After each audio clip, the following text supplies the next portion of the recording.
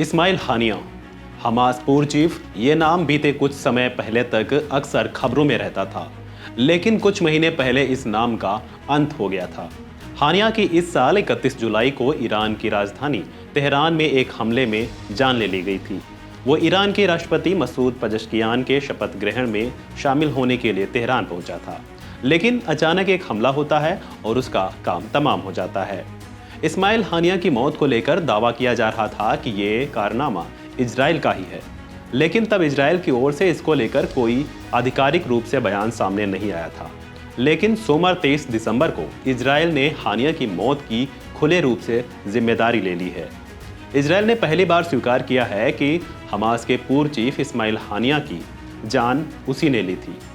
Israel के रक्षा मंत्री Katz ने एक बयान के दौरान इसकी पुष्टि भी कर दी है। हूती विद्रोहियों के हमलों को लेकर एक बयान दे रहे थे, जिसमें रक्षा मंत्री काट्जू ने कहा, जिस तरह हमने हानिया और सिनवार को मारा है, वैसे ही हम हूतियों को भी मार देंगे। इस दौरान ईरान ने कहा था कि हानिया की मौत मिसाइल हमले में हुई, लेकिन मीडिया रिपोर्ट्स में दावा किया जा रहा था कि उसकी मौत एक विस्फोट में हुई।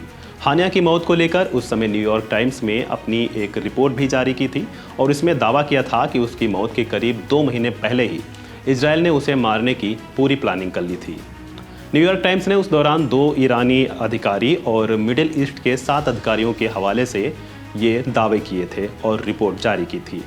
इसके मुताबिक जिस अटैक में हानिया मारा गया था, उसके लिए करीब 2 महीने पहले ही तेहरान के उस गेस्ट हाउस में विस्फोटक छिपाकर लगा दिया गया था, जिसमें हानिया ठहरने वाला था। जैसे ही हानिया इस गेस्ट हाउस में पहुंचा और उसकी पुष्टि हुई, किसी बाहरी जगह से रिमोट के जरिए यहां विस्फोट कर दिया जाता है और इसमें हानिया की मौत हो जाती है। बता दें कि हमास का चेहरा बनने वाले सुन्नी मुसलमान इस्माइल हानिया की जिंदगी एक कट्टरपंथी विचार के राजनीतिक महत्वाकांक्षा के तब्दील होने की कहानी है। हानिया के माता पिता फिलिस्तीनी थे और उसका जन्म अरब इजराइल जंग के दौरान हुआ था। उसका बचपन एक रिफ्यूजी कैंप में गुजरा। बचपन में हानिया ने फिलिस्तीनियों की बदहाली और तकलीफ को महसूस किया था और इसी कड़वे अनुभव के चलते उसने राजनीतिक विचार को आकार मिला। इस्माइल हानिया का राजनीतिक जीवन 1987 में हमास की स्थापना के साथ शुरू होता है। तब फिलिस्तीन में इजराइल के खिलाफ पहला इंतिफादा शुरू हो गया था। इंतिफादा में मतलब कि फिलिस्तीनियों का इजरायलियों के खिलाफ विद्रोह।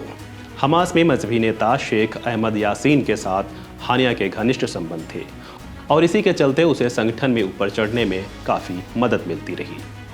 बहरहाल आखिरकार इजराइल ने हानिया की मौत को लेकर अपने एक्शन को अब खुले रूप से स्वीकार कर लिया है। इजराइल ने उसकी मौत पर मुहर लगा दी है। फिलहाल इस वीडियो में इतना ही। खबरों से जुड़े अन्य अपडेट्स के लिए वन इंडिया को करें लाइक और सब्सक्राइब।